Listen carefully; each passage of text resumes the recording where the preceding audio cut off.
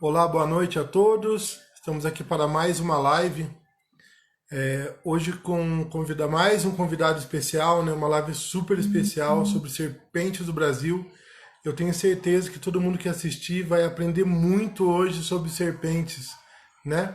Que na última live que a gente fez sobre serpentes da Caatinga já foi um aprendizado absurdo. E hoje nós temos mais um convidado especial aqui, que é o biólogo Eimar, que daqui a pouco vai estar entrando aqui, não é? Para a gente já convidar ele para participar da live. E eu tenho certeza que vai ser uma live fantástica hoje.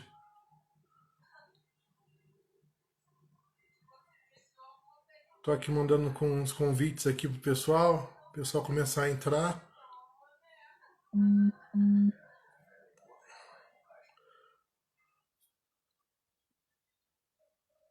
Vamos lá. Deixa eu ver se o nosso convidado já entrou aqui.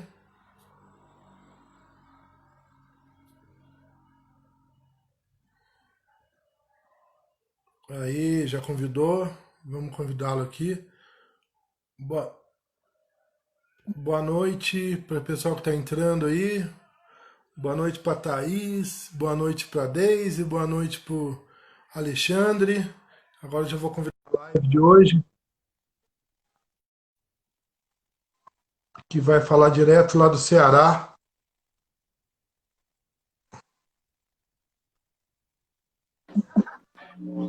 Aí, Deu certo, deu certo. beleza, hein, Mar? Aí, Tudo bom? então, nosso convidado já entrou aqui, agora a gente já pode começar essa live tão especial, que hoje nós vamos aprender muito sobre serpentes. Então, Eimar, por favor, eu vou pedir para você se apresentar, tá bom? Para o pessoal que não conhece você ainda aí. Certo, tá certo. Vamos lá então. Primeiramente, né, agradecer novamente Tem uma travada no Eimar aqui.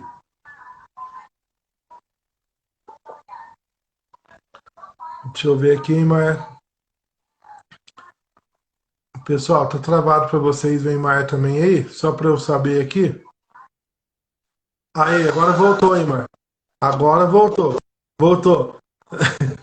Pronto, vamos lá. Vamos lá de novo. Vai, por favor. Ah, vamos lá. Eu me chamo Neymar, né? Eu sou biólogo, herpetólogo, trabalho com serpentes aqui no estado do Ceará, né? Eu me formei pela Unilab, uma universidade que fica em Redenção e mais para o Maciço.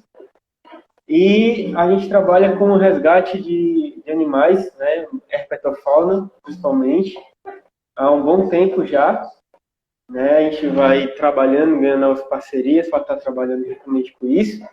A gente sabe que o estado é um dos estados que mais acabam perdendo esses animais, né, por falta de conhecimento, enfim. Então a gente trabalha com esses bichos aqui e eu agradeço o convite mais uma vez para estar trocando um pouco de conhecimento aqui, dessa vez um pouco geralzão, né? A gente já viu mais a Caatinga, hoje vai dar um geralzão, mas estamos aqui, Isso. Tá. viu? Eimar, eu vou pedir para você, então, já pode discorrer um pouco sobre as serpentes brasileiras aí pra gente. Certo, vamos lá. Então, a gente tem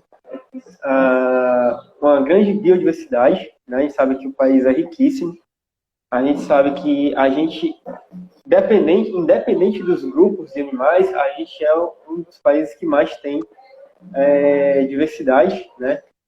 E com os répteis não é diferente, né? Com os répteis não é diferente, com as serpentes também não. A gente tem, assim, no mundo, a gente tem mais de 3.000 espécies de serpentes, né? Só o Brasil tem 405. Então, a gente já coloca ele no posto de um dos maiores países com diversidade de serpentes, né? Então, isso é muito importante para a gente estar vendo nos nossos diversos biomas quais serpentes estão mais, né, adaptadas a esses biomas, né?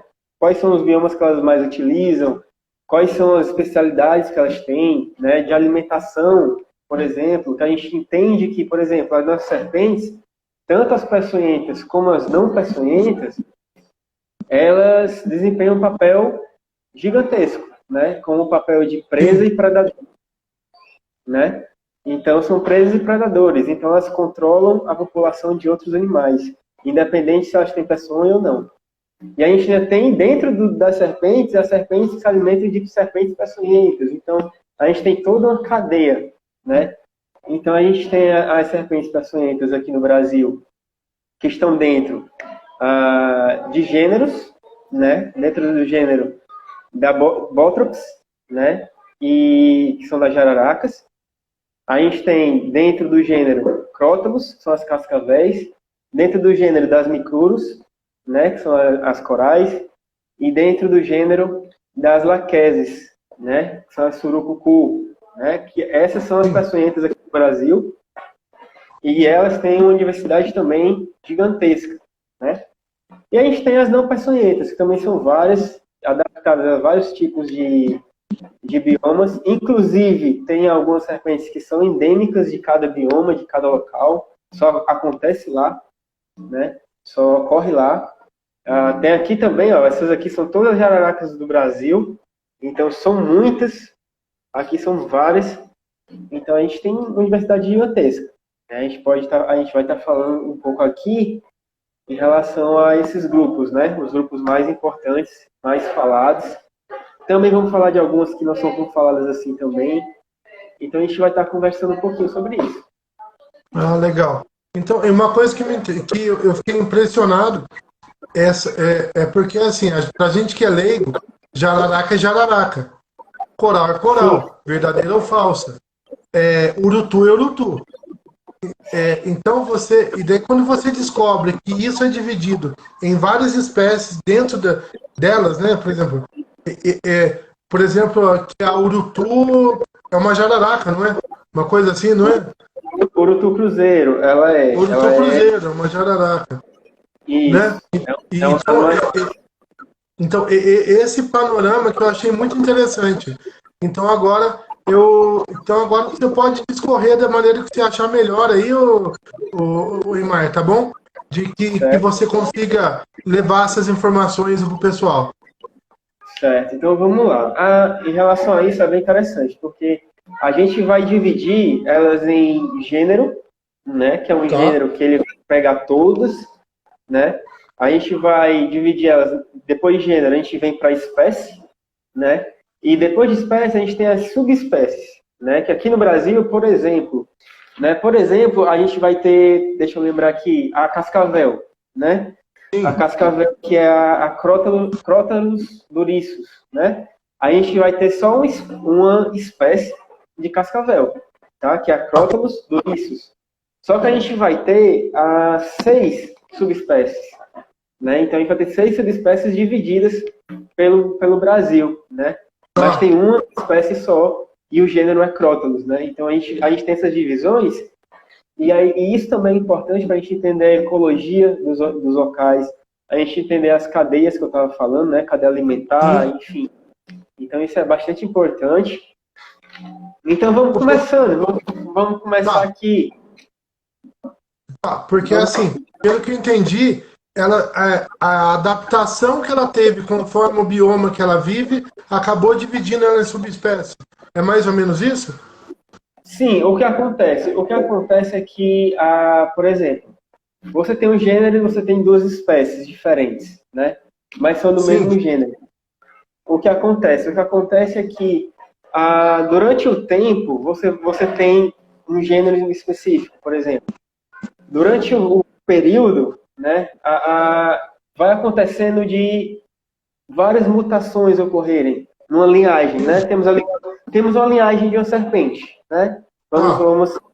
A gente tem uma linhagem. Então, o que acontece? Ao decorrer do período, né, isso demora muito, muito tempo, não é rápido, pode acontecer dessa linhagem ter várias modificações genéticas, entendeu? Várias mutações, um acúmulo de mutações, né?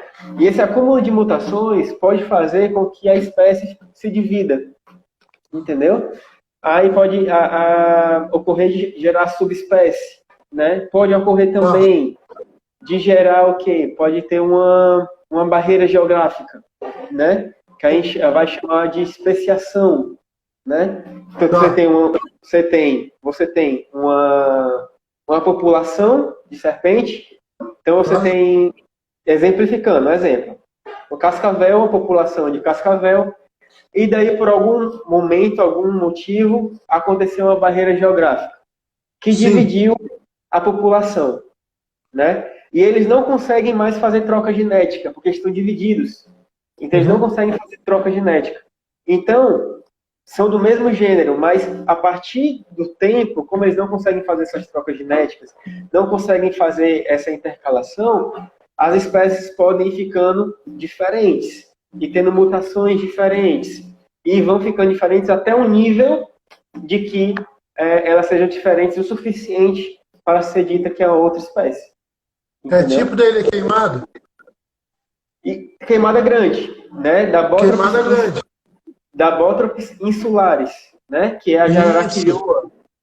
A isso. jararaquilhoa é um grande exemplo de especiação, né? Sim. Ela pode ser de especiação, porque ela chegou naquela ilha e ali ela se especializou, ali ela se modificou e ela é bem diferente das do continente, né? Até mesmo no comportamento. Pra você ter uma noção, é uma jararaca que, além dela ser arborícola, né, a maior parte do tempo ela vai estar nos galhos, além disso, ela tem um hábito bem ativo de dia, o que difere das outras jararacas.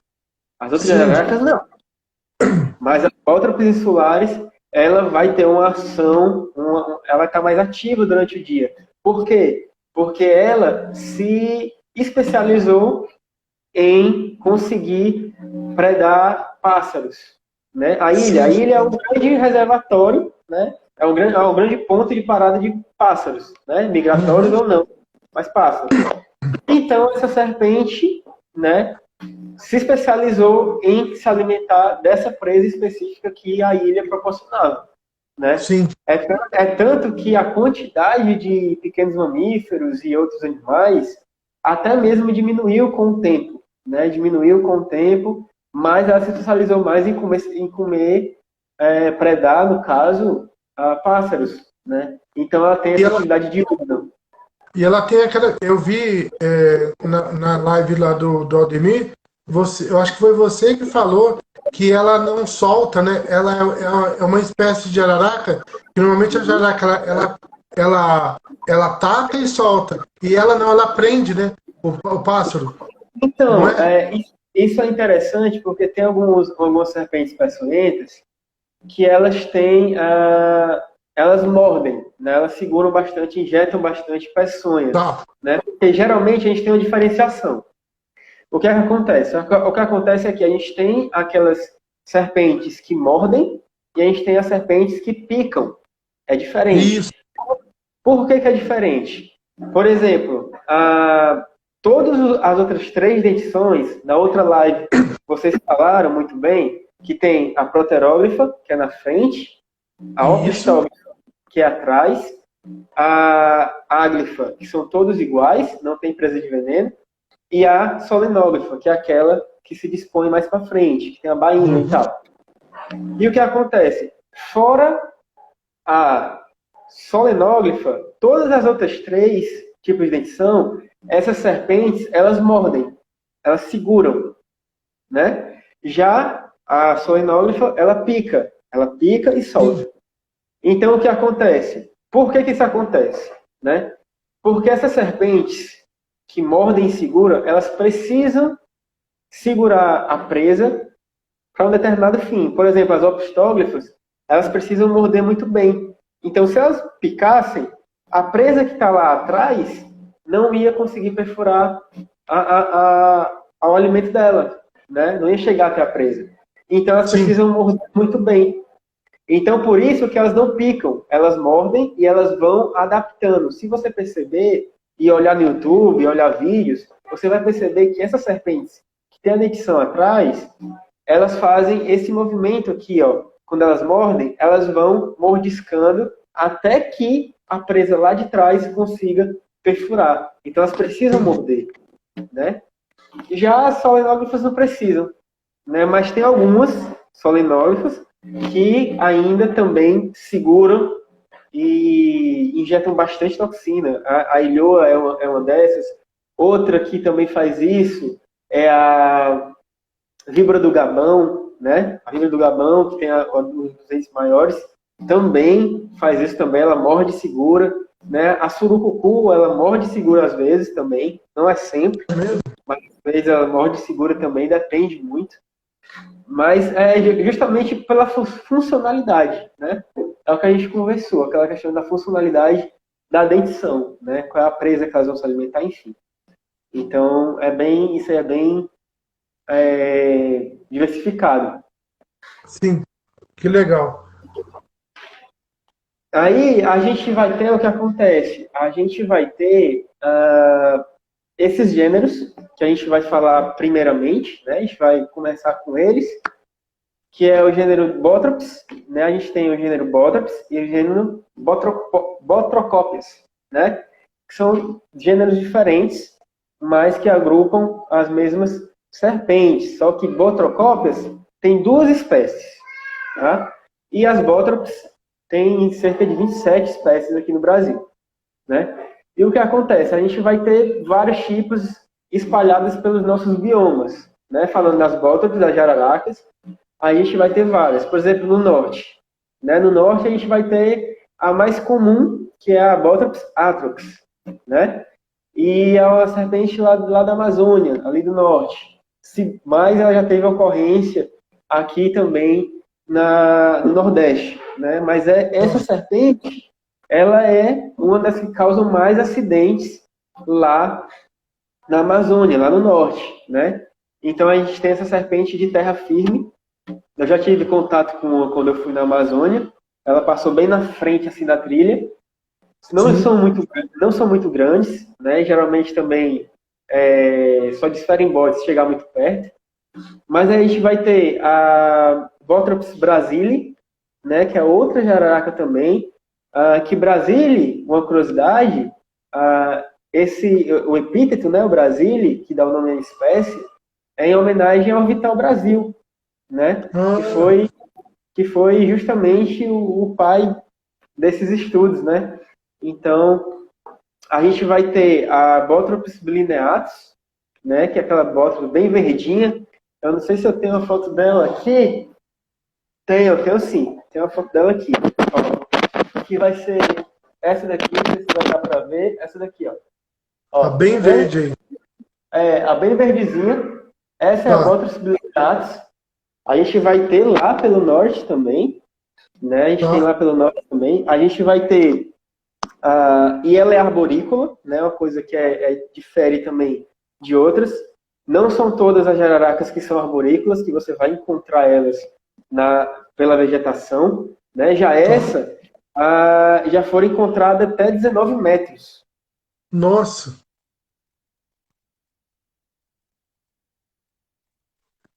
Espera. Deu uma travada aqui. Vamos lá. Tô dando aquela pensada básica de novo. Aí, agora voltou. Voltou? Deixa eu ver se voltou. Tá dando uma travada aqui no Imar. Pessoal, vocês estão vendo normal o Imar aí? Porque aqui pra mim travou. Aí, agora voltou. Voltou agora? Aí, Imar, parou no 19 metros. Vamos lá. A minha internet ela é meio complicada. Então, gente, talvez caia algumas vezes, mas a gente volta. Tá, beleza.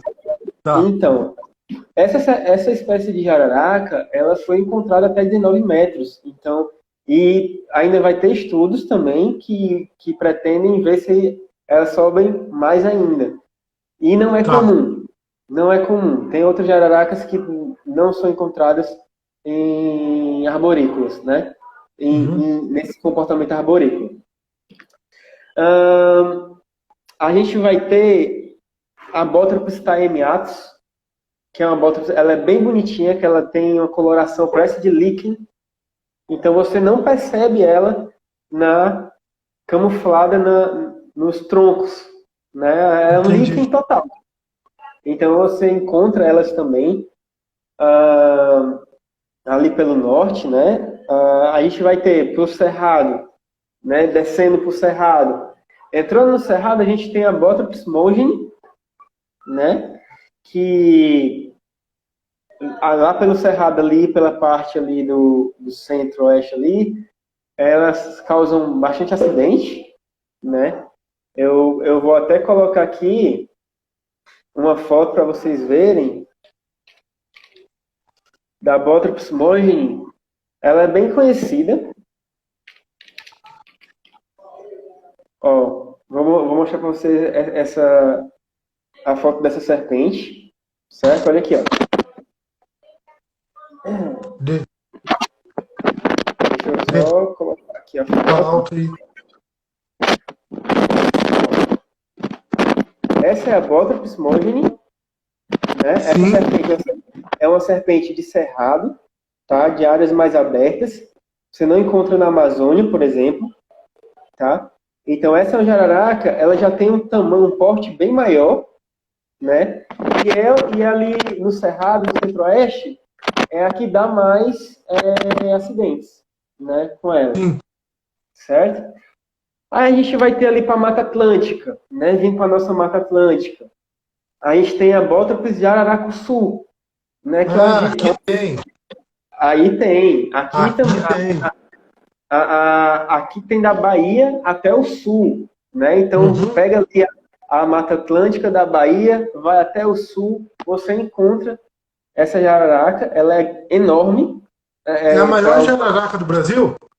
Para ter um padrão, pegar um padrão de jararaca, é ela, né? Tá.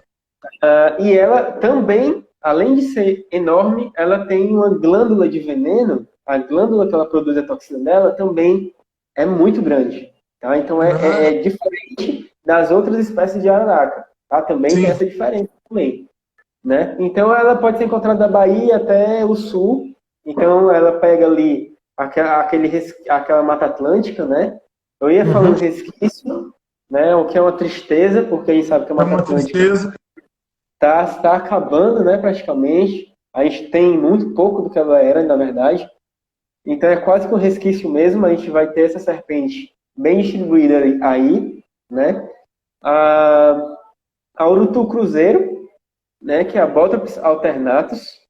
A urutu cruzeiro você encontra no sudeste, né? Você encontra ela no sudeste comumente. Mato Grosso, ela também é encontrada no Mato Grosso e ela é encontrada no sul também.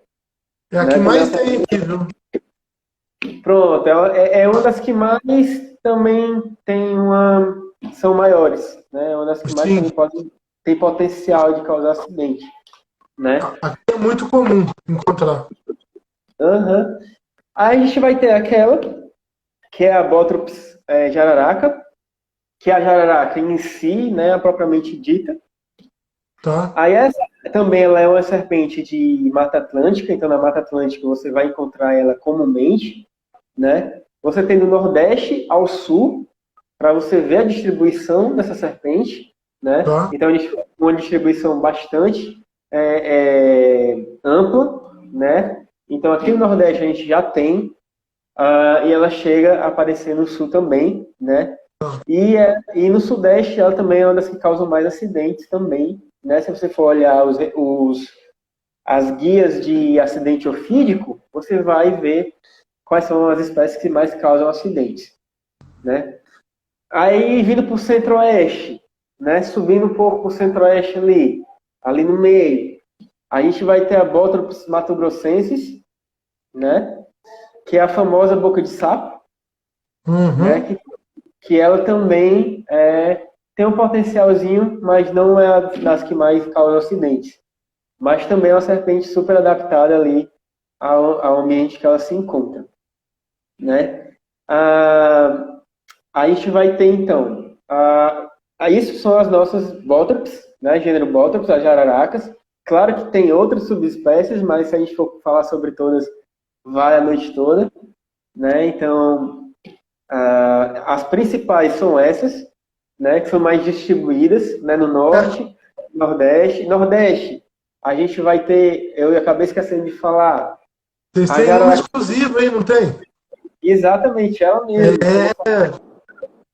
que é justamente a Botrops erythromelas, né, que é a jararaquinha do sertão, né, que é Sim. a jararaquinha da seca, que ela é endêmica da Caatinga. Então, a gente falando de bioma, a gente já vem assim, Caatinga, um bioma altamente rico, né? Não é seco, muito pelo contrário, a gente tem várias fitofisionomias, então é bem Sim. rico.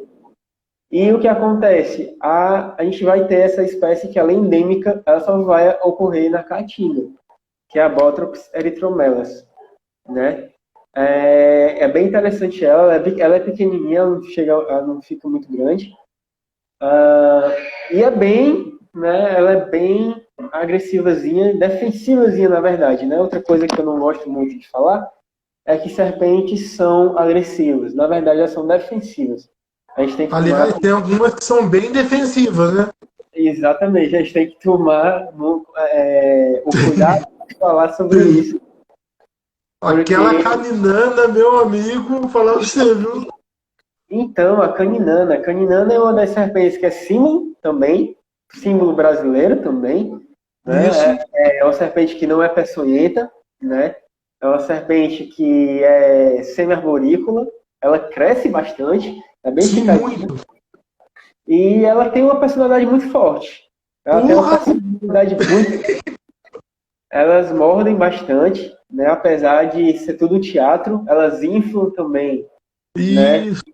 Para fingir que são maiores, mas não trazem perigo nenhum. Mas Elas outra correm atrás da gente, literalmente, aquilo lá. mais ou menos.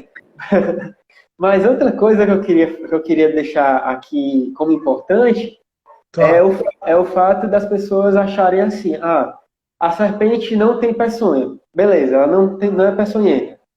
Então não tem perigo nenhum. E Uhum. aí, tu acha que essa informação ela é verdadeira? Não é verdadeiro. Não é. Não é. Eu sei agora que não é por causa de você e do Aldemir. Tá bom? Agora eu sei, mas por mim, não, por mim existia peçonhenta e não peçonhenta. Mas não é assim, não. Não é, não. Então, o que acontece? A gente vai ter as peçonhentas propriamente ditas, e a gente vai ter outras serpentes que estão entrando aos poucos em interesse médico também, né? Elas têm peçonha, né? Só que a peçonha delas tem uma ação no ser humano uma ação fraca, né? Tá. Mas se a pessoa, por acaso, ela fosse sensível, né? Nunca se sabe, então a ação do veneno pode ser um pouco mais forte. Então tem que ter cuidado de qualquer jeito. Né? Um exemplo dessa é a Philodres, né? A Philodres office, né? A cobra-cipó. Tem dentição pistógrafa e ela tem toxina. Só que a toxina dela é fraca no ser humano. Porém, pode acontecer de ter alguma reação mais forte. Então é para considerar como uma serpente que possui peçonha e que não é para ser mexida.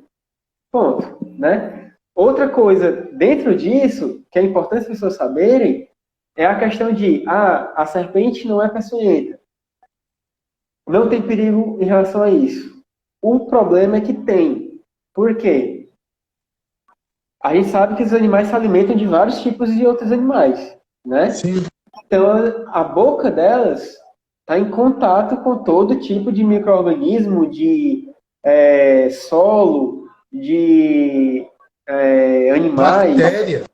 bactéria, fungo, enfim. Então, o que acontece? Muitas vezes, o que acontece depois da picada da serpente é uma infecção secundária, entende? Uhum. Então, o que acontece? A serpente não é peçonhenta, você leva uma mordida, você não trata, porque você, não é peçonhenta, não vou tratar. Você começa a ter reações, e você chama aquela serpente de peçonhenta. E você começa a propagar que aquela serpente ela é peçonhenta. E o animal vai Uhum. e acaba sendo morto. Mas o que acontece é o quê? que a serpente não é peçonhenta, mas como não foi limpo corretamente, deu espaço para infecção oportunista, né? E aí você vai Sim. ter uma ação não pelo veneno, porque a cobra não tem veneno, mas pela infecção. Então tem que ter cuidado com isso também, né? Para não ser mordido, para não mexer com o animal. É Não, importante. e eu acho que um grande perigo que tem também com relação a principalmente a quem não conhece a serpentes é aquela questão de você ter a real certeza se ela tem peçonha, se tem veneno ou não. Porque tem Uhum. muitas que parecem muito uma com a outra, né? É absurdo a semelhança, não é também, É, Oliver? exatamente. Isso aí eu estou até colocando aqui para mostrar para vocês, aqui no computador, para dar um embasamento, né? Tá.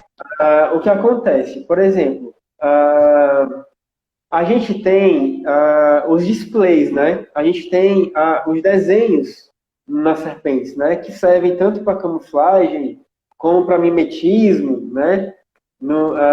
Enfim. E esses displays, esses desenhos, muitas vezes são muito parecidos, bastante parecidos. Então, para você comparar a serpente, para você identificar a serpente, você precisa do que a gente chama na zoologia de característica diagnóstica. O que seria uma característica diagnóstica? Seria uma característica que faz com que você saiba precisamente que aquele animal faz parte de um certo grupo, né? Sim. Porque aquele grupo vai ter aquela característica, né? Então, muitas vezes é necessário ter um mínimo de conhecimento prévio para você conseguir ver essas características, porque se você for olhar só pelo desenho, você você confunde, Sim. entende? Aqui, quando a gente trabalha com consultoria ambiental e com outros tipos de trabalhos, por exemplo, eu recebo muito de amigos consultores ambientais fotos, né, e vídeos de serpentes para identificar, né? E geralmente esses vídeos e essas fotos vêm com uma identificação prévia feita por eles. E eu percebo, Aham. e eu percebo que muitas das vezes a confusão é justamente por causa do desenho, né? Sim. Aqui no Nordeste, aqui no Ceará, a confusão que é mais comum é achar que a jararaca é uma dormideira, uma cobra-olho de gato. A gente aqui, a gente vai ter a Leptodeira anulata. Eu vou botar aqui para vocês verem. A Leptodeira anulata é uma serpente não peçonhenta, pequenininha, que se alimenta de anfíbios, Sim. né? Ela tem dentição opstólifa e ela se alimenta de anfíbios. Então, o que acontece? Deixa eu botar aqui Leptodeira anulata. O que acontece? Acontece que pelo display, pelo desenho dela, deixa eu mostrar aqui para vocês. Pelo desenho dela, elas são muito confundidas. Olha aqui, ó. Elas são muito confundidas com jararaca. Ah, é verdade.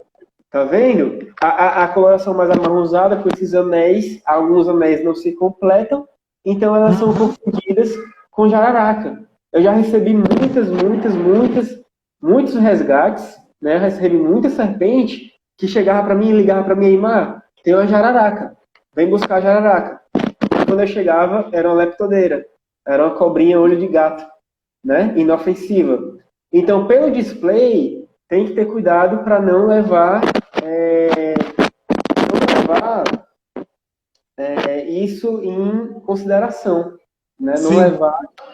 levar mais as características diagnósticas em consideração, certo? Certo. Eu tenho Então, algumas aqui, tá? Para mandar para você. pode mandar aí, que a gente faz essa comparação. Então, o que acontece? Mostrando para vocês novamente, a gente tem a família Viperide, né? Que vai ter as jararacas, que vai ter a cascavel e que vai ter a surucucu, a laquesis, né? Essas três são de gêneros diferentes, mas família igual. Então, Tá. essa é a família Viperide, né? São serpentes peçonhentas, são serpentes da dentição solinógrafa, aquela dentição que se põe para frente, né? E o Sim. que acontece? Para a gente identificar essas serpentes, aqui e no Brasil, a gente tem que utilizar métodos que sejam seguros. Um método que é utilizado muito é esse método aqui, tá? Ó. É um método que esses animais, como já foi discutido, tá dando para ver? Esses animais, como já foi discutido, ó, olhem a seta. Estão vendo a setinha? Sim. A setinha está apontando para uma característica diagnóstica dessa família, que é o quê? A presença de fosseta loreal. Esse buraquinho é o termoreceptor que os viperídeos têm. E as outras serpentes não têm. Só o viperídeo vai ter esse órgão termoreceptor, de calor. Né? Então, aqui essa primeira é uma jararaca. Você percebe aí o órgão. Aqui, no meio, uma cascavel. Você percebe o órgão também. E aqui na ponta é uma surucucu. Você percebe o órgão também. Então, você olhou a serpente, você percebeu que tem esse órgão, você já sabe qual é a família desse animal. Sim. Já sabe que é um viperídeo e já sabe que é peçonhento. Né? Aí, para você identificar os grupos, você tem uma coisa que é um pouco mais específica, mas que funciona muito bem. Que é o quê? Você vai olhar, tem fosseta, mas você vai pegar e vai identificar como é a cauda do animal. Se for uma cauda lisa, né, que se afina abruptamente, mas é bem lisa, e às vezes pode ter um engodo caudal, às vezes não, mas se for uma cauda lisa, você vai estar diante do gênero Botrops. Né? Tem fosseta e tem a cauda bem lisinha, né, tem a cauda que afunila bruscamente, você está de frente com a jararaca. Sabe que está de jararaca. Se você vê um chocalho, você sabe que é um cascavel, né? Então, se você vê uma cauda com escamas eriçadas, bem eriçadas, bem levantadas, né? E uma ponta da cauda bem proeminente, você vai saber que é uma laquesis, né? Porque tem a fosseta e tem essa cauda dessa forma. Então é uma maneira de você identificar, entende? Então a gente utiliza bastante isso aqui no Brasil. É importantíssimo que se utilize, porque uma das coisas que já caiu por terra aqui no Brasil há muito tempo é que a cabeça triangular é um sinal de que a serpente é peçonhenta. E a gente sabe que não é verdade, né? A gente tem um boídeo, a jiboia, que não é peçonhenta, é uma constritora, e ela tem a cabeça bastante triangular. Então, não é uma característica, a gente não pode falar isso. Entende? Então, é uma coisa bem interessante. Aliás, até uma característica até da coral também, para não ser peçonhenta, não é? Exatamente. A coral, a família Elapide, que é a família da coral, e outra coisa, a coral ela é a representante dessa família no continente americano. Tá. Nas Américas, a gente vai ter as corais, tá? Lá para o continente africano e o continente asiático, a gente vai ter as primas delas, das corais. Os representantes são outros já. São quem? Representante da família. A Naja. Sim. A Naja é da mesma família da coral, mas é do continente asiático. Uhum. Lá no continente africano, a gente tem a mamba negra, a famosa mamba negra. A mamba negra. Né? Só que no continente africano. Então a gente vai ter isso, né? Como a Rebeca falou aí no chat, crença popular. Realmente tem muita crença popular ao entorno da morfologia, né? Desses animais. Mas é bom, mas indo estudando um pouquinho, olhando as diferenças de cada um, dá para entender um pouco. Dá para saber diferenciar. Pelo menos em família, né? Acabei de mostrar aqui que é muito fácil você diferenciar pelo menos a família, né? Então, aqui no Brasil isso é bem interessante. Então, a família Lapide das corais já é um pouco diferente. Elas não têm fosseta loreal, né? Elas não têm placenta lureal. Elas têm hábito fossorial, né? No máximo você encontra elas ali pelo folhiço, mas elas têm hábitos de ficarem mais enterradas. São pequenininhas. Sim, E, apesar disso, se você for comparar, é a toxina mais potente, né? sim. É a toxina mais potente mesmo, tá? Mas a gente tem pouquíssimos casos de acidente. Geralmente o acidente é por ignorância, né? Como a gente já viu outros vídeos que rolaram por aí esses anos, né? Uhum. Então, é muito difícil levar um acidente por micruros, né? Por coral, por causa que a dentição é bem pequenininha, né? Sim.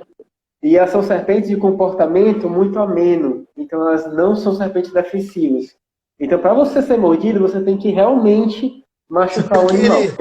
Você tem que Exato. querer. Ó, eu quero ser mordido por uma coral hoje. Por favor, me morda. Você só Me pode se for. morda. É. Então, a gente tem essas serpentes, né? A ação da toxina da coral é uma ação sistêmica, então ela vai pegar periferia, sistema nervoso periférico, que vai para os membros, e sistema nervoso central. Então, é uma toxina que tem uma ação bastante agressiva no organismo, né? Em menos de 24 horas você pode chegar a óbito. Nossa.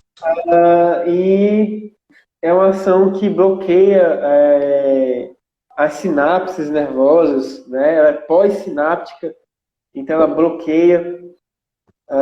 Então, enfim, é muito complicado os acidentes, mas é muito difícil ter um acidente também.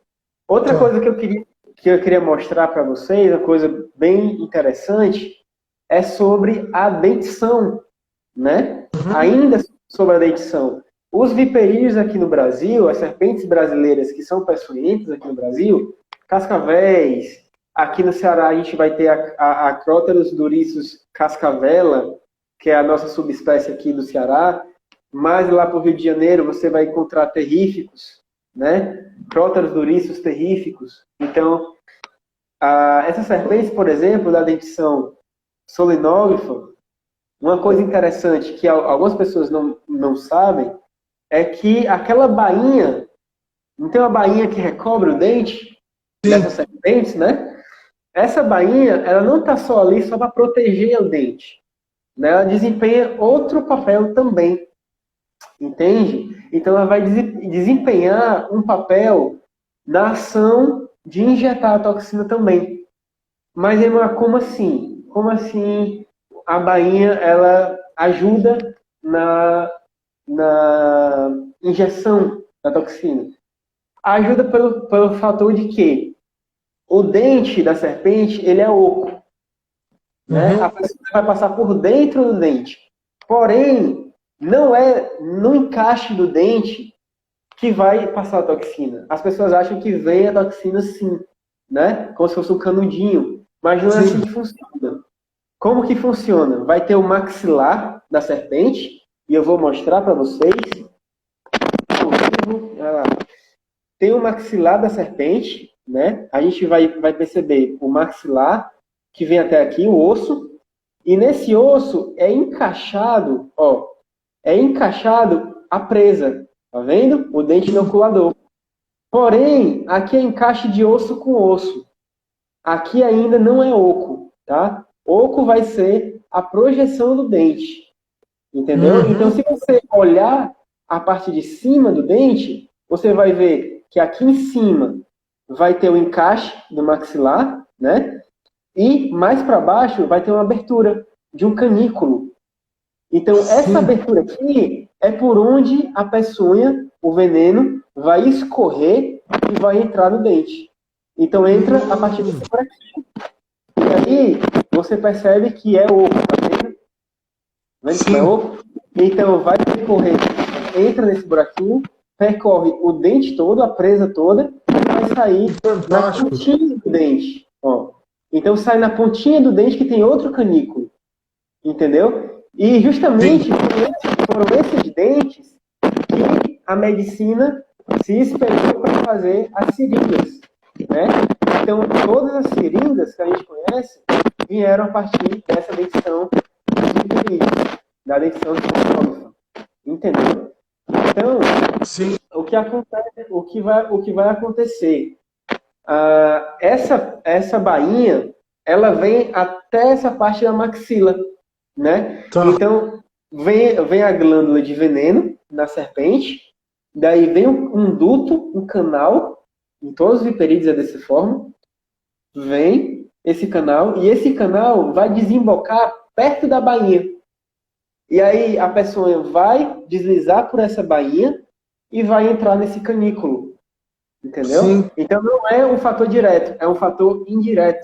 Então entra pelo canículo e aí sim vai acontecer a injeção da toxina. A injeção. Né? Então, exatamente. Então essa é outra função da bainha nessas serpentes. Né? Então toda vez que vocês olharem, virem a boca de uma cascavel aberta, tiver aquela bainha característica, aquela coisa linda, né, que é os dentes grandes e aquela bainha lá, já se lembrem que aquela bainha também tem essa função, o que é bem interessante. Né? Então é cascavel, jararaca e surucucu vale para elas, para 3? Vale sim, vale sim. Que é justamente a bainha. Ó, aqui, ó, mostrando mais uma vez de outra forma. Agora, imagina a quantidade de veneno que sai da jararaca, da açúcar. A jaracuçu, a urutu, realmente. Essa glândula de veneno cadê a glândula de veneno? A glândula de veneno tá aqui, ó. Aqui, ó. Ela fica bem por aqui na frente, tá? Tá. Essa glândula de veneno, ela pode ser bem maior e bem menor dependendo da serpente, né? Serpente grande geralmente vai ser bem menor. Então ela vai ser acionada por músculos, né? Os músculos aqui vão acionar, vão pressionar, e aí em forma de pressão mesmo, vai ser expulso a toxina, ela vai percorrer esse caminho aí que eu acabei de explicar, ó. Mas é assim que funciona. Olha como é legal. Que interessante. É assim, é dessa forma que funciona. Então que é mais ou menos por aí que ocorre a parte de injeção, né, da peçonha desses viperídeos. Né? E no caso, então, para a cobra, tipo, a coral é outro sistema que ela usa, então? Por exemplo, a coral é outro sistema. Então, a coral é outro sistema, né? Ela tem outro tipo de dentição. Então, se cada tipo de dentição é especializado... É um sistema diferente. É um sistema diferente. Então, eu não sei se eu vou ter aqui no computador agora, nesse momento, Tá. mas eu acho que... Mas eu vou... Deixa eu dar uma olhadinha aqui se eu vou ter. Provavelmente porque se eu me lembro bem, a coral ela tem um dente fixo, não é, Imar?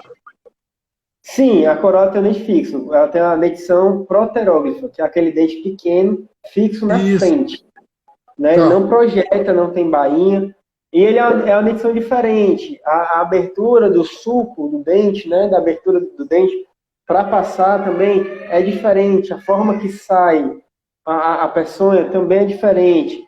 Né? Deixa eu só ver se eu consigo encontrar, enquanto isso para mostrar para vocês, que cada uma vai ter uma diferente. Né? Cada dentição tem uma diferenciada. Deixa eu ver se eu tenho aqui. Mas, Aqui eu tenho. Ô, Imar, você poderia, assim, só um negócio, se a coral tivesse a dentição igual tem a cascavel, a surucucu e a jararaca, ela seria um predador perfeito, né, na verdade, né? Ela seria, com a peçonha que ela tem, e com essa dentição, ele ia ser um absurdo. Ia ser um absurdo de eficácia, né? Ia ser uma serpente altamente peçonhenta no quesito de toxina. Sim. E no quesito de aparato para inocular, né? Então, realmente seria bem complicado. E, ó, para vocês, como é que funciona? Tá dando para ver direitinho? Sim. Aí a gente vai ter a solenógrafa, que eu mostrei. Esse vermelho é a toxina, certo? Então, a Tá, gente vai ter a solenógrafa, aí a gente tem a proterógrafa. Essa daqui é da coral. tá. Olha como é diferente. Tá vendo como a pessoa ela sai mais facilmente? O suco Sim, do dente é diferente. Ó, sim, então, é diferente. A obstólica é diferente também. Ó, mais um motivo para a gente precisar morder. Tá vendo que o suco ele é mais em cima, onde sai. A toxina não é lá embaixo, como a solenólifa. E sim. cada dente é especializado para o tipo de alimentação, é especializado para o que essa gente utiliza, né? Então, justamente, cada tipo de dentição vai agir de uma maneira diferente e assim a ação para inocular o veneno vai ser diferente. Então, é A, mais ou menos por aí. a coral tem várias saídas Tem- de sonha. Eu É, vi. a dentição ela é mais. O suco é diferente. Não é só um Tá. canículo que entra e sai. Ela sai. O que também faz com que a, a ação seja mais rápida, seja maior, né? Também. Enfim. Uhum. Aí o que acontece? Porque se a coral ela tem uma toxina tão potente e ela tem uma ampla distribuição, porque tem muitas espécies de diversos tipos de padrões que eu vou mostrar para vocês, por que então que essas serpentes têm 1% ou menos de 1% de acidente? A resposta é a seguinte: a resposta é que a dentição é pequena, a abertura da boca é pequena, né? Não abre tanto, né, como uma solenógrafa, um cascavel. Então, e é uma serpente pequena e ela é pouco defensiva. Então, por isso que essas serpentes é muito difícil ter um acidente com elas, né? Esse é o principal motivo do porquê, mesmo sendo a toxina poderosíssima. E mesmo assim ela come outras cobras, não come o. Come outras cobras, a alfiófaga, come outras cobras, como a mussurana. A mussurana, a mussurana, cobra preta, né? Ela come Uhum. também outras serpentes, ela é imune ao veneno da jararaca, né? O veneno da jararaca é um veneno potente, mas ela é imune a esse veneno. É imune ao veneno da cascavel também, né? Uhum. Então, é uma serpente especializada para se alimentar de outras serpentes. Ou um representante de uma serpente que também faz isso, só que não aqui no Brasil, é a naja, né? A naja também tem algumas espécies, a cobra-rei, né? A elfiófaga também se alimenta de outras serpentes. Então, Sim, assim, aqui no Brasil a gente vai ter as, as mussuranas, né? As cobras pretas, que vão se alimentar de outras serpentes sim. peçonhentas. Então, elas são importantes para a ecologia, né? Elas são muito importantes para a ecologia dos ambientes, são muito importantes como controladoras de população. Então, a jararaca, ela controla a população dos animais que ela se alimenta e a mussurana controla a população de jararaca. Que E por sua fantástico. vez, pássaros e outros animais controlam a população de mussurana se alimentando delas. Então sempre tem esse equilíbrio, esse controle de população, né? Então é muito Isso é o importante. equilíbrio ecológico. Equilíbrio ecológico feito de serpente para serpente. Então, Que demais. um equilíbrio completamente herpetológico, né? Então, Que é bem fantástico. importante. Bem importante. Muito comum aqui na Caatinga. Na Caatinga é muito comum, é muito comum mesmo isso acontecer. Ah, aproveitando de serpente que come serpente, eu vou mandar para você e vou colocar aqui para o pessoal ver depois a foto que a gente conseguiu de uma coral que comeu uma outra cobra e a outra cobra furou a coral lateralmente e morreu as duas. Sim, é outra coisa que a gente tinha comentado também, né, na Isso. outra live, que é justamente esse fator. Por quê? A parte interior, né, a parte anatômica, a parte interior das serpentes é sensível, digamos assim, né? Ela é bem sensível. Então, Uhum. o que acontece? a serpente ela precisa de todo um trabalho para engolir a presa toda, né? Geralmente elas se utilizam de averiguar mesmo, né? Ter certeza de que o animal está morto, por exemplo, as constritoras aqui do nosso país, né? As famosas jiboias, a Sim. sucuri, né? A sucuri que tem ali no Pantanal, que tem ali na Amazônia, né? Que também já teve ocorrência aqui no Ceará também, em Aquiraz. Já teve Tá. ocorrência de sucuri também. O que acontece? As serpentes, quanto mais a presa se contrai, quanto mais ela se movimenta, mais ela vai apertar, né? Então ela só vai começar a soltar quando não tiver nenhum estímulo da presa, né? Uhum. Que aí a presa será desfalecida. Mas tem algumas serpentes que não esperam isso, ou que a ação do veneno não foi suficiente, o tempo não foi suficiente para que a ação do veneno paralisasse completamente a presa antes dela engolir, né? E o que acontece? Serpente para serpente ou serpente para outros animais, algumas serpentes tentam abocanhar animais muito maiores do que elas podem, acontece, normal, e acabam morrendo também, por asfixia, enfim. E outras serpentes, elas têm que esses animais não estão mortos completamente, ainda tem alguma chance de lutar pela vida, e o que é que eles fazem? Eles continuam se defendendo, seja com unha, seja com dente.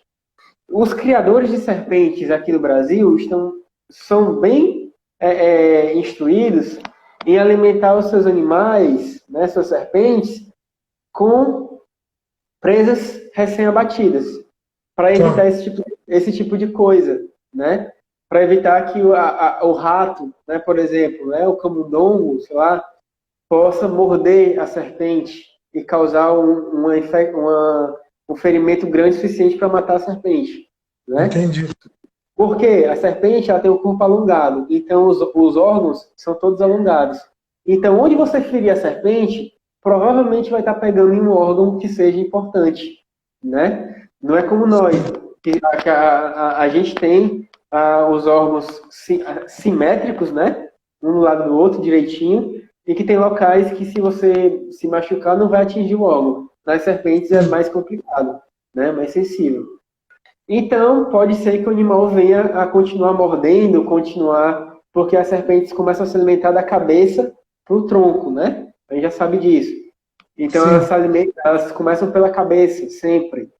Então, por esse motivo, o animal, se estiver ainda vivo, lutando ainda, né? Se defendendo, pode ser que machuque. E se acontecer, aí tem esses casos aí que a gente viu. Então, legal. Eu achei muito interessante essa informação, porque a gente tinha achado e eu não tinha noção que tinha acontecido. E daí, quando ele falou a coral come outras cobras, e era justamente a coral que estava furada pela outra cobra, eu falei, opa, ela tentou comer e a outra cobra tentou sair, entendeu? Pela lateral. Parecia uma Exatamente. cobra de duas cabeças. Mais ou menos por aí. Aí, para dar uma noção para vocês, deixa eu ver aqui só uma coisa aqui. Eu vou já ter que tirar o fone que o celular está pegando. Em relação às corais. As corais brasileiras têm todos esses padrões aí. Cada padrão desse é uma espécie diferente.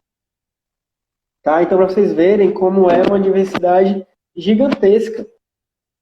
Né? E essa diversidade ela está disposta nos biomas, né? Nos biomas distribuído, né? Está bem distribuído. Aqui na Caatinga a gente vai ter essa primeira da esquerda para a direita embaixo, né? A gente vai ter esse padrão aí, que é a microse de boboca, né? É a mais comum aqui, né? A gente vai ter ela, então, mas a gente vai ter outros tipos. Na Amazônia, a gente tem uma que é preto com azul, com anéis azuis. Foge totalmente do vermelho, branco, vermelho e amarelo. Foge totalmente, mas Pelo azul e amarelo aí. exatamente. Tem essa ali, ó, preta com azul, né? Também tem ali. Sim.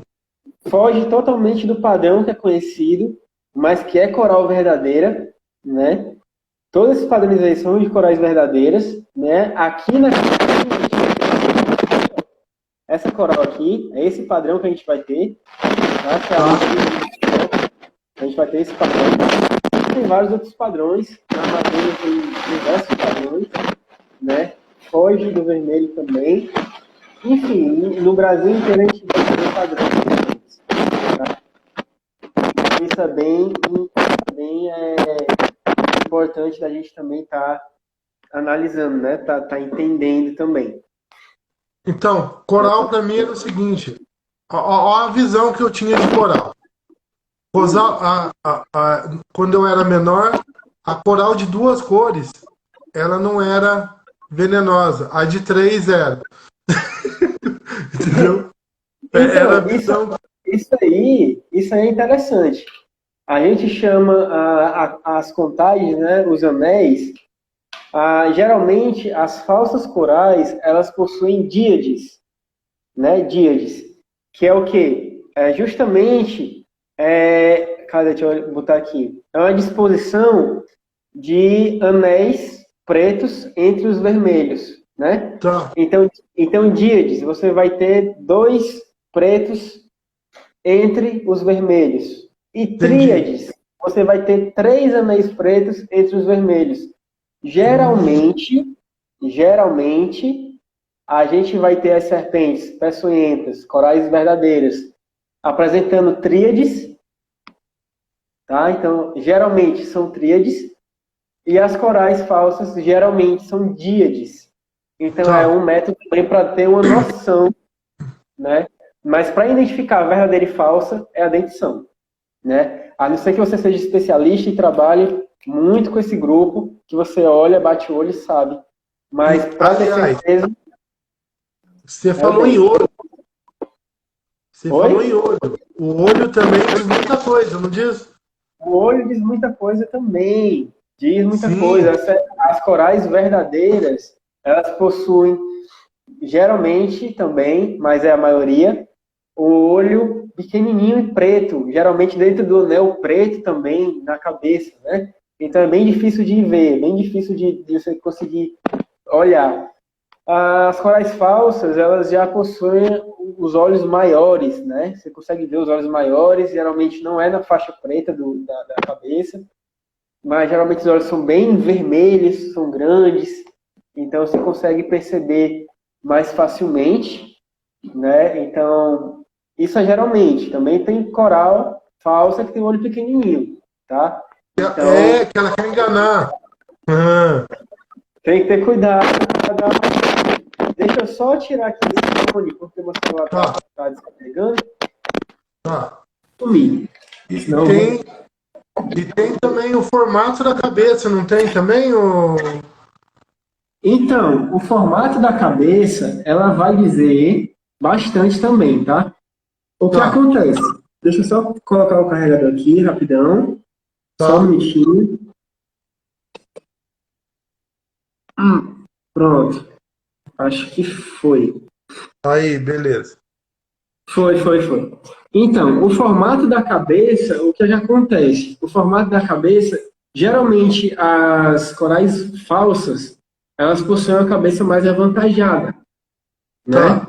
Uma cabeça que pode dar uma diferença para o corpo. E as corais verdadeiras, geralmente é uma cabeça mais ovulada, mais rente com o corpo, né? Então, também pode ser uma forma de estar olhando. Mas, novamente, a maneira de saber realmente a dentição é olhando os dentes. É a maneira mais segura, né? A maneira mais profissional de se fazer, digamos assim, né? E, Mar, tem outra informação importante também, que tem umas cobras que elas se fazem perfeitamente de cobras peçonhentas, né? A postura dela é de uma cobra peçonhenta, né? Ela até o jeito que ela enrola, ela infla, ela tem essas características, ela imita perfeitamente, né? Cobras peçonhentas. Sim, são mecanismos de defesa, né? Sim. Esses mecanismos de defesa é bastante variado. vai desde a tanatose, que é fingir de morto, né? Tem serpente que se finge de morto, né? Se contorce toda, fica com a parte ventral para cima e imóvel, tentando confundir o predador. Tem essas também. Tem as serpentes que se utilizam da coloração interna da boca. Aí abrem o bocão e deixam aquela mancha escura, né? Para fingir que é perigosa, fingir que é maior, né? Um teatro, né? Tem serpentes que dão vários botes, né? Várias mordidas, né? Como a caninana. Enfim, são vários mecanismos de defesa bem interessantes, realmente. E a questão do mimetismo, né? A relação ecológica entre as falsas corais e as corais verdadeiras, justamente para parecer, né? Justamente para ser o mais parecido possível com a espécie que é ou impalatável, gosto ruim, ou peçonhenta. Então, os animais se utilizam desses mecanismos. Inclusive, uma curiosidade, tem mariposas que as lagartas, né, em fase de lagarta, essas lagartas, elas, na parte de cima, são completamente iguais a uma serpente, a cabeça de uma serpente, né? Então, são tudo mecanismo, né? Tanto de serpente para serpente, como de serpente para outros animais, e outros animais para serpente. Então, essas relações ecológicas também acontecem muito. Em répteis, isso é bem difundido mesmo. E tem outra informação interessante também, que é com relação a quantidade que nós temos de serpentes venenosas e não venenosas e esqueci outro termo, Então, a gente vai ter as peçonhentas e as não peçonhentas. Isso, nós temos as peçonhentas e não peçonhentas. E tem uma porcentagem interessante disso, né? Quantas existem peçonhentas no Brasil e quantas não são, né, peçonhentas. Então, sim, aqui de cabeça eu não estou lembrando muito bem a quantidade, mas assim, na Caatinga, no bioma Caatinga, o bioma que eu estudo, a gente vai ter que 10% das serpentes, a gente tem 144 espécies, um pouco a mais do que isso, de serpentes na Caatinga, nesse bioma, né? Bioma Caatinga. E cerca de 10% disso é serpente peçonhenta. Os outros 90% são serpentes não peçonhentas. Né? Então, no Brasil, dependendo do bioma, a gente também vai ter essas porcentagens. Né? Então, cerca de 11 espécies aqui na Caatinga são peçonhentas. Não, e isso aí leva naquela outra discussão que a gente já teve aqui anteriormente, que é com relação à morte indiscriminada que acontece das serpentes, né? Que todo mundo morre de medo e quer matar a serpente e acaba, não que a peçonhenta tenha que morrer, mas acaba matando no generalizado, né? Todas elas. Sim. Sim, assim, isso é uma coisa que eu tenho para mim, pelo menos a minha concepção disso, é que é uma coisa bem histórica, né? Sim. Desde o descobrimento, por exemplo, serpentes que são peçonhentas, que têm a fosseta loreal, né? Aquele órgãozinho, aquele orifíciozinho, quando o nosso continente foi descoberto, os descobridores, a gente tem vários registros disso. Os descobridores chamavam de cobras de 4 ventas, né? E chamavam de víboras. E chamavam e eles difundiram bastante isso no passar do tempo, até que a população em geral também utilizava desses mesmos conceitos de serpentes altamente perigosas, serpentes que matariam facilmente, que se você vê é melhor você matar do que você tentar realocar o animal, né? E a gente, hoje em dia, a gente vê que isso é bem comum, não importa se é peçonhenta, se não é peçonhenta, a serpente, ela sempre tem um destino que é morrer, né? Então, a gente vê o descaso das autoridades. Tem vídeo na internet que a gente vê que serpentes na estrada, a polícia passa com o carro por cima, né? Então, é muito complicado, precisa de conscientização. Por isso que o trabalho de educação ambiental é muito importante. Porque você faz o quê? Na educação ambiental, você pega aquele animal, pega o máximo possível de informação sobre ele. Se possível, se você tiver essa condição de pesquisa, você também leva o animal ou leva as pessoas para ver o animal e você mostra o comportamento, você mostra a importância daquele animal, como a gente viu das mussuranas, né? A importância na cadeia, que se tirar aquele animal dali, outros animais vão sofrer com aquilo, e o ambiente vai ser degradado também, né? E o ser humano ainda não percebeu que no fim disso tudo a gente perde também, Sim. né? No fim disso a gente perde também. Tem uma questão importante. Complementando só o que você está falando agora, Imar, eu acho que tem uma questão muito importante também do ser humano, que o ser humano ele fez uma coisa totalmente fora de contexto na história dele, do homem, desde quando ele começou a praticar agricultura, tá? E formar cidades, formar núcleos urbanos.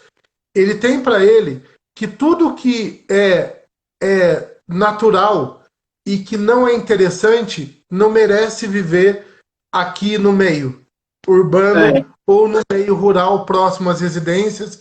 Por exemplo, qualquer animal que na opinião dele venha causar um prejuízo, vamos dizer assim, na concepção do que é prejuízo para o ser humano, ele não merece viver naquele ambiente.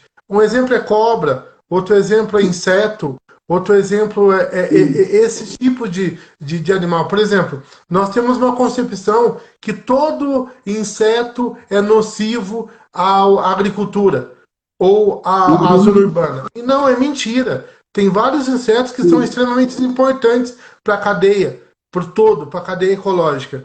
Assim como nós temos, por exemplo, vários animais que nem...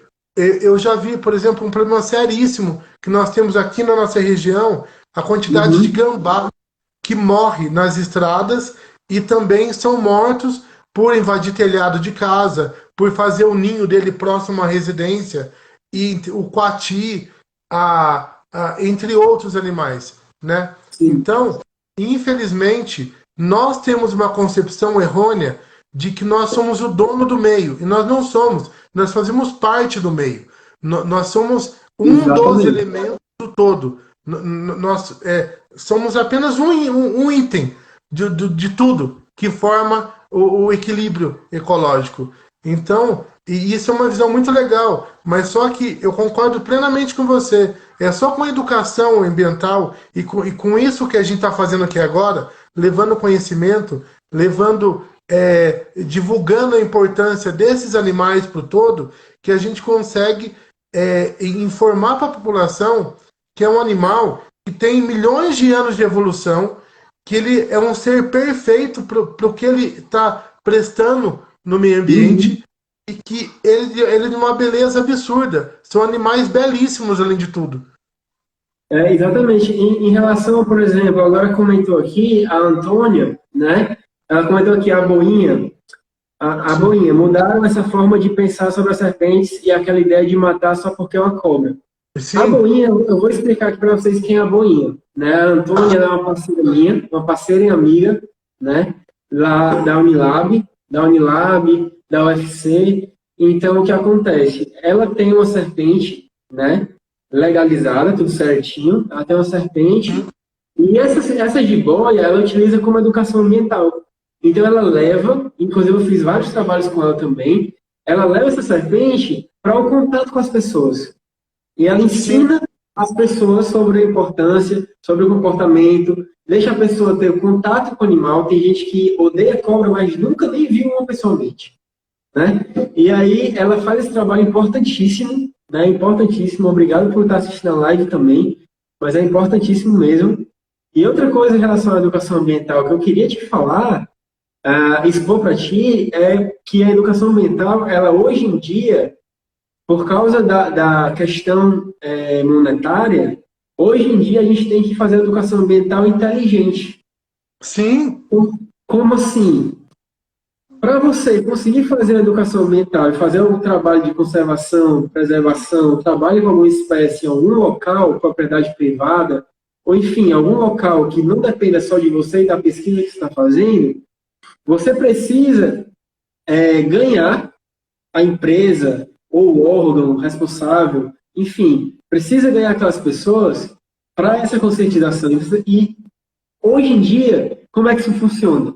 Funciona dessa maneira: você tem uma plantação, você trabalha com a plantação, né, uma empresa de plantação, desmata bastante o ambiente, as serpentes começam a aparecer porque desmata e tira o animal do local, ela se alimenta de quê? De roedores naquele ambiente, e aí o que acontece? Você precisa usar a cadeia para ganhar as pessoas, porque sim, você precisa fazer com que as pessoas prestem atenção no bolso delas.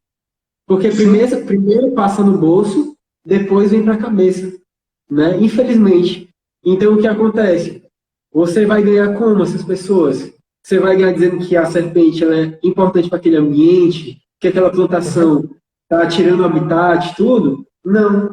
Você, para conseguir fazer um trabalho de preservação efetivo, conservação ali, trabalhar com aquele animal ali mesmo, você precisa chegar com todo um plano de trabalho e vai fazer o quê? Olha, essa serpente aqui, ela se alimenta desses roedores que estão fazendo o quê? Acabando com a sua plantação. E aí vai lhe dar prejuízo. Então, pensa comigo, você vai ganhar duas vezes. Primeiro, você vai estar preservando o animal, vai estar sim, evitando a morte do animal, vai estar trabalhando pela natureza, e você também vai estar evitando a sua perca financeira da sua plantação. Infelizmente, a gente tem que trabalhar desse jeito, né? Ganhando as pessoas da melhor forma possível para poder fazer com que o animal não morra. É o sim. único jeito que tem, né? A outra questão que foi abordada no chat, só para terminar aqui essa Tá. questão, é a questão que é muito complicado para a gente que trabalha com conscientização, trabalha com esses animais, a questão cultural e Sim, religiosa. E religiosa, porque a gente não está aqui, a ciência não está aqui, a gente não está aqui, os pesquisadores não trabalham dessa maneira, que é a sim, maneira de atacar a religião de ninguém. A gente não ataca a religião de ninguém, certo? Mas o que acontece? O que acontece é que, por causa das religiões, muitos conceitos sobre determinados animais, como serpentes, foram sim. colocados de maneira a preparar as pessoas a ser um animal ruim, Uhum. né? Uma interpretação complicada, né? Foi propagada uma interpretação complicada. Então, esses animais são ditos como ruins até mesmo pela religião, por interpretações erradas, né? Então, são problemas que a gente enfrenta, mas que a gente procura mecanismos para poder não atacar ninguém, mas também falar da importância das coisas.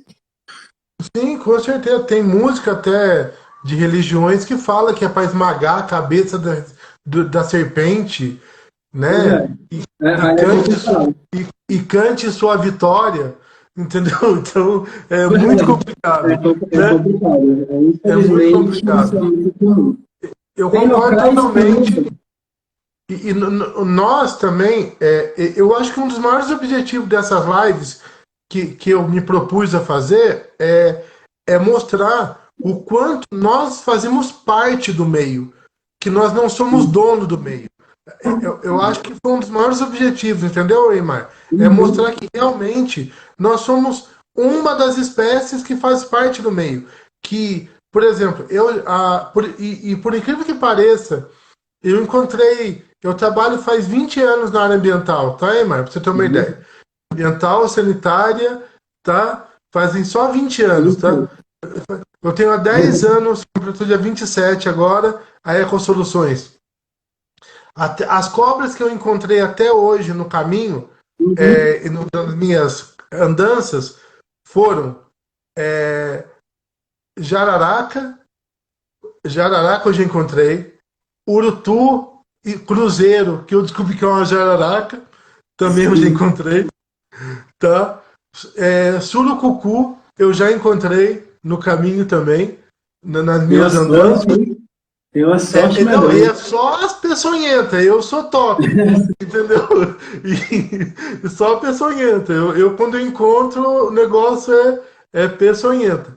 E todas elas, cara, em nenhum momento, o Eimar, eu pensei em matar, ou eu simplesmente deixei ela seguir o caminho dela e eu segui o meu, e eu admirei. Eu tenho fotos muito legais para passar para você que eu consegui nessas minhas andanças e é muito legal encontrar com esses animais. Assim como eu já Ótimo. encontrei com outros várias espécies de animais, entendeu? Eu já encontrei com Uhum. N espécies de animais. E sempre com muita. É, é muito gratificante para mim, que eu sou um apaixonado, além de ser um engenheiro ambiental, eu sou um apaixonado pelo meio ambiente, pelo todo, e sei a importância que tudo isso representa para nós todos, entendeu? Sim, sim. E por isso é um prazer muito grande encontrar pessoas como você, um jovem, né, que é um jovem que, não, que já trabalha numa universidade, que já faz um trabalho absurdo, porque é que o nosso amigo Aymar ele foi modesto quando ele se apresentou, porque ele é um pouco mais daquilo que ele falou que ele é, entendeu? Ele é um rapaz realmente que ele merece toda a admiração, tá, Eymar? E saber que tem Verdade. pessoas igual você no Nordeste que eu admiro tanto, tá? Que você sabe que eu virei um admirador do Nordeste, que eu já falei para você, né? Sim, sim. E, e que eu já fiz, eu acho que essa deve ser a oitava ou nona live com representantes do Nordeste que eu tô fazendo. Então, assim, e saber que tem pessoas como você que defende da forma que você defende, que estuda e que passa a educação ambiental, da importância delas, e esse pessoal que está aqui agora na live também, que eu já vi que tem pessoas aqui também que trabalham na área, né, trabalhando com serpentes, e é muito gratificante. E eu sei que se fosse falar tudo de serpente, eu ia ter que fazer live a semana inteira É isso aqui aí. e nós ia ficar até o final do ano falando de serpente, né? E como aqui é Sim, né? só uma introdução e nós já estamos com 1 hora e 22 minutos de live, por Isso. sinal, tá? Passa Eu nem rápido, senti né? passar a hora. Eu nem senti passar a hora. E, e, e eu queria agradecer novamente, Emer, por você estar aqui e ter esse conhecimento tão abrangente, né, que você tem desse assunto tão importante. Obrigado, obrigado. Eu agradeço a oportunidade, né, de estar falando um pouco mais sobre as serpentes, falando um pouco sobre algumas questões também que envolvem o ser humano, né? Questões ecológicas, questões mais da zoologia também. Quando você vier para cá, eu tenho um presente para você, ó. Um presentinho para você. Isso Tá? aqui, sabe o que é isso Opa, aqui? Uma perneira, é uma uma perneira. perneirazinha, né? Para você que encontra muita serpente peçonhenta, essa aí tem que ser a sua companheira fiel das trilhas, para Sim, evitar uma mordida, né? Então, já convidei você para vir para cá, para o nosso laboratório, né? O sim. laboratório está na responsabilidade do professor Jober Fernando Sobzak, é o professor do laboratório da Unilab também, né? Eu sou membro do grupo de pesquisa dele, então você está convidado, né? Para Pô, poder vir. será um prazer, de É, verdade.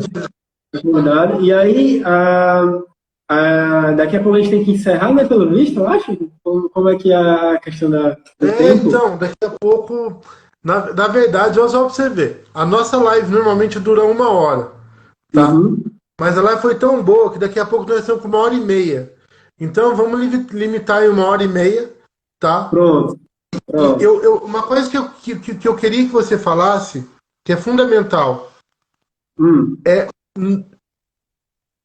aquilo que você falou anteriormente para mim lá no começo, antes da live, que nunca é bom abusar com relação a nenhum tipo de serpente, né? Não sim, abusar. Exatamente. né? Independente do comportamento da serpente, é importante não exceder, né? A gente sabe Sim, que a questão comportamental desses animais é uma questão comportamental defensiva, né? uhum, Nunca a gente pode ter esses animais. São animais predadores, né? Geralmente sim, topo de cadeia, mas mesmo assim a gente tem que entender que a gente não pode ter esses animais como atacantes. A gente tem que ter animal como defensivo, porque a sim, gente é um animal muito maior, a gente não está dentro da cadeia alimentar deles, né? A gente não faz parte. Então, para eles, a gente é o risco. O risco somos nós. Então, a gente não pode exceder trabalho em campo. Você precisa de licença, você precisa ter o seu registro, você precisa ter materiais, ter uma equipe, né, ter um projeto de estudo para fazer os trabalhos, né? Então, nunca você pode ir para campo sem utilizar os equipamentos que você precisa, né? A gente vê muita gente pegando as serpentes com a mão e, justamente. enfim, né? Tem mecanismo para tudo, né? Tem luva de couro para você pegar serpentes menores, porque assim a nossa mão ela é muito contaminada, né? A gente sabe disso, ela é Sim, contaminada por muitas coisas. Então, a gente pegando esses animais assim, a gente traz risco para a gente e de passar alguma coisa para eles também. E eles sim, passarem, por sua vez, para os outros da população e dar um problemão, né? Então, tem equipamento? Usa equipamento, né? Tem perneira? Usa perneira. Tem gancho? Usa o gancho, né? A gente tem outros mecanismos que são o quê? São os guias, né? Ó, esse guia aqui é um guia da Mata Atlântica, né? sim. Um guia da Mata Atlântica que você vai ter a distribuição dos animais da Mata Atlântica brasileira, você vai ter os animais todos aqui, né? E Que aí você legal. pode utilizar desses materiais para pesquisa, para comparação. Os Sim, meus guias, eu tenho o guia da Mata Atlântica, tenho o guia do Cerrado, tenho o guia dos Pampas, tenho o guia da Caatinga. E é o primeiro material que eu utilizo quando eu preciso fazer identificação para algum amigo, para alguma empresa, para alguém, ou nos trabalhos de campo, né, ou nos legal. resgates. É o que eu utilizo primeiro, né? E fora isso tem a internet, né? O site da Sim, Sociedade Brasileira de Herpetologia tem as listas, tem os animais que estão em perigo de extinção, né? Tem os trabalhos, tem os pesquisadores, né? Que aí você pode entrar em contato com os pesquisadores. Enfim, é muito amplo, né? É muito amplo. A legal. herpetologia está dando uma oportunidade muito grande, E entendeu? você tinha falado de um outro assunto comigo pelo WhatsApp que eu não me lembro qual é.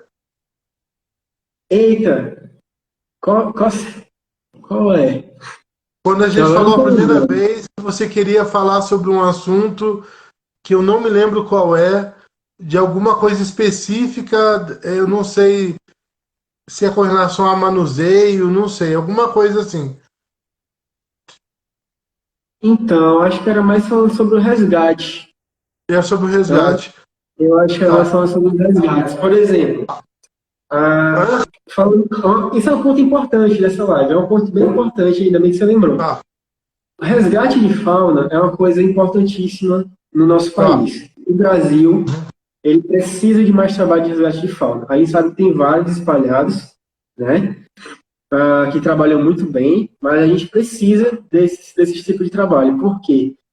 Por causa que a gente retira os animais de local de risco, aí Sim, faz a vistoria do animal e depois a gente ou reabilita o animal que precisar, ou a gente devolve o animal para o ambiente natural dele, né, fazendo uhum, repovoamento daquele ambiente. Né? Isso é muito importante para esses animais e para o ecossistema, no geral. Né? E aí o que acontece? A gente tem aquele problema no nosso país, que é um problema altamente ligado à herpetofauna também, que é aquele problema de para onde vai os animais resgatados? sim, Né? Para onde vai os animais resgatados? A gente tem justamente os CETAS, né? Os CETAS espalhados pelo país, mas a gente sabe que a situação de muitos é complicada. uhum, Falta recurso, né? Falta muita coisa e eles estão sobrecarregados, né? Entendi. Resgates que eu faço, eu tenho que me virar com amigos veterinários, com outras instituições, porque não tem local para enviar o animal, Entendi. né? No momento, eu estou com uma serpente, uma jiboia, que ela é fruto de resgate. Eu entrei em contato com setas, né? Eu não consegui enviá-la para o setas, porque o setas está altamente lotado. Não consegui enviá-la para o UFC, né? Porque a UFC também faz um trabalho belíssimo. O Nurof faz um trabalho belíssimo, belíssimo, de conscientização, de pesquisa com esses animais, mas também não teve como levar para lá, que já tem animais lá. E liguei para a Polícia Ambiental, né? O batalhão de Polícia Ambiental. Liguei para eles também e a resposta que eu tive foi um nada. Liguei várias vezes, pedi para virem buscar o animal, né? Me prontifiquei para poder fazer a entrega do animal, para poder a gente conseguir realocar o animal, né? Porque o animal ele não está em condição de voltar para a natureza diretamente, ele precisa de uma reabilitação, né? Então, o que acontece? Tem esses problemas, né? Então, por exemplo, biólogos como eu, né, que trabalham com resgate de fauna, que não pode simplesmente pegar um animal e jogar na natureza do nada. Precisa ter um trabalho com o animal para poder ter certeza que ele está apto para voltar para a natureza. Sim. E a gente não tem esse aparato, né? Até agora eu estou esperando a Polícia Ambiental vir buscar o animal, até agora não vieram, não me dão resposta. O CETA está lotado, e aí a gente está trabalhando para ver como é que vai ser o futuro dessa serpente, né? Não. Mas é dessa maneira, né? Então é preciso muito ainda que aqui no Brasil seja mais dado como importante esse tipo de trabalho.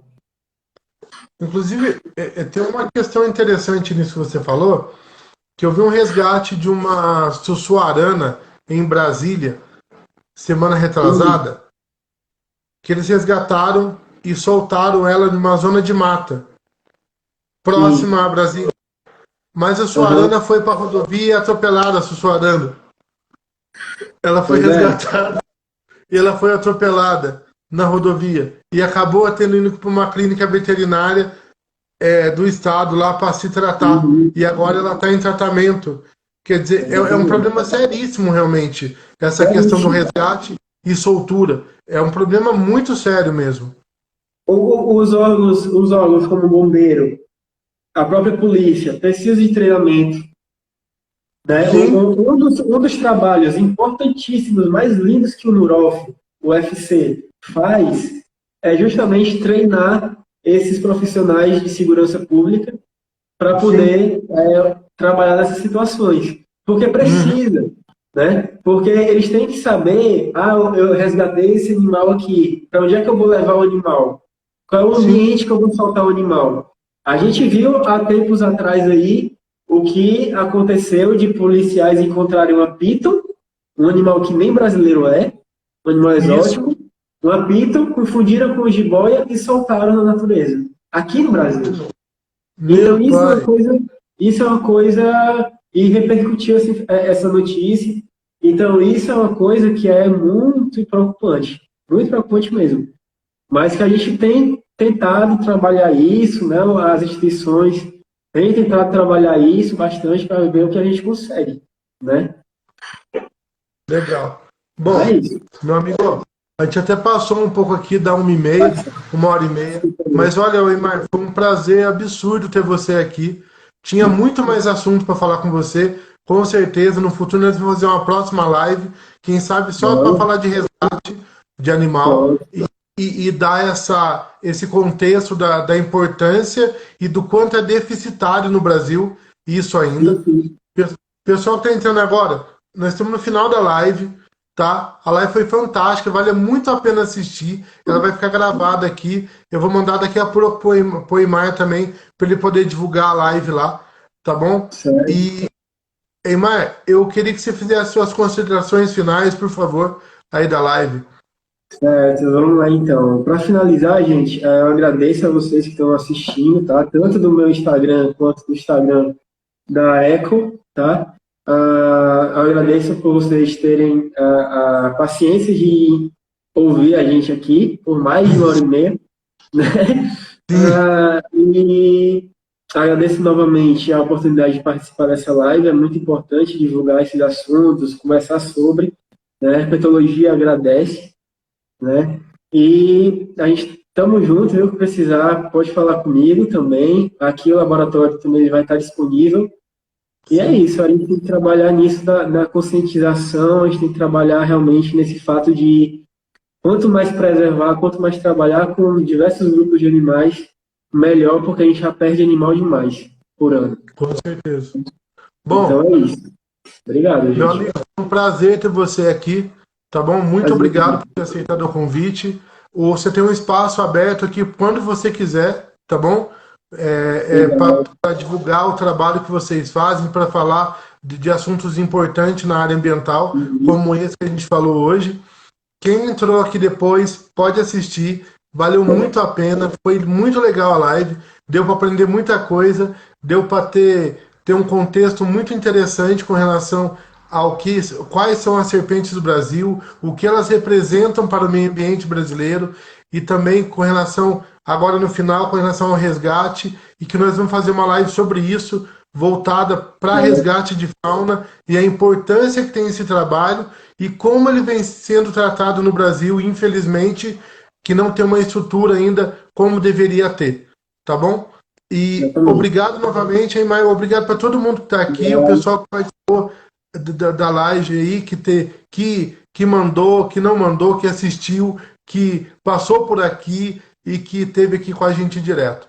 Tá? Muito obrigado e boa noite para todos. Estaremos em breve aqui com mais lives e até mais. Forte abraço. Eimar, Valeu, gente. brigadão, cara. Valeu, um abraço. Obrigado. Valeu, gente. Tchau. Tchau.